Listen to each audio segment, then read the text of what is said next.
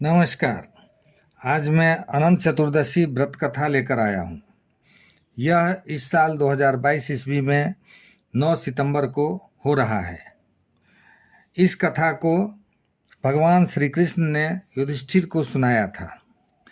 जब way one में रहते हुए अनेक कष्ट सह रहे थे, एक दिन भगवान श्री कृष्ण जब मिलने आए तब युधिष्ठिर ने उनसे अपना दुख दूर करने का उपाय पूछा।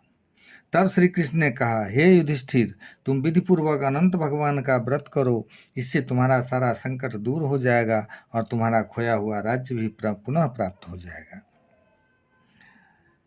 तो सुनिए इस कथा को। प्राचीन काल में सुमंत नाम का एक नेक तपस्वी ब्राह्मण था। उसकी पत्नी का नाम दीक्षा था। उसकी एक परम सुंदरी धर्मपरायण तथा ज्योतिर्मयी कन्या थी जिसका नाम सुशीला था। सुशीला जब बड़ी हुई तो उसकी माता दीक्षा की मृत्यु हो गई। पत्नी के मरने के बाद सुमंत ने कर्कशा नामक स्त्री से दूसरा विवाह कर लिया। सुशीला का विवाह ब्राह्मण सुमंत ने कौंडिल्य ऋषि के साथ कर दिया। विदाई में कुछ देने की बात पर कर्कशा ने दामाद को कुछ ईंटें और पत्थरों के टुकड़े बांध दिए।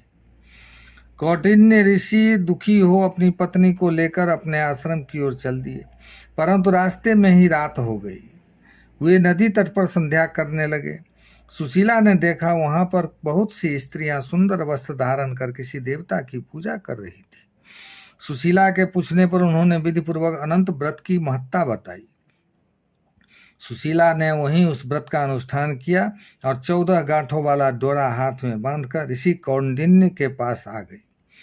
कौंडिन्य ने सुशीला से डोरे के बारे में पूछा तो उसने सारी बात बता दी। उन्होंने डोरे को तोड़कर अग्नि में डाल दिया। इससे भगवान अनंत जी का अपमान हुआ। परिणामतः ऋषि कौंडिन्य दुखी रहने लगे। उनकी सारी संपत्ति नष्ट हो गई।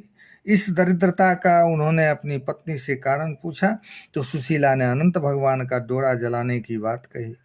पश्चाताप करते हुए ऋषि कौंडिल्य अनंत डोरे की प्राप्ति के लिए वन में चले गए। वन में कई दिनों तक भटकते भटकते निराश होकर एक दिन भूमि पर गिर पड़े। तब अनंत भगवान प्रकट होकर बोले, हे कौंडिन्य, तुमने मेरा तिरस्कार किया था, उसी से तुम्हें इतना कष्ट भोगना पड़ा। तुम दुखी हुए। अब तुमने पश्चाताप किया है, मैं तुमसे प्रसन्न हूँ। अब तुम घर जाकर विधिपूर्वक अनंत व्रत करो। 14 वर्ष पर्यंत व्रत करने से तुम्हारा दुख दूर हो जाएगा। तुम धन धान्य से संपन्न हो जाओगे। कौंडिन्य ने वैसा ही किया और उन्हें सारे क्लेशों से मुक्ति मिल गई। श्री कृष्ण की आज्ञा से युधिष्ठिर ने भी अनंत भगवान का व्रत किया, जिसके प्रभाव से पांडव महाभारत के युद्ध में विजयी हुए तथा चिरकाल तक राज्य करते रहे। कथा समाप्त हुआ। नमस्कार।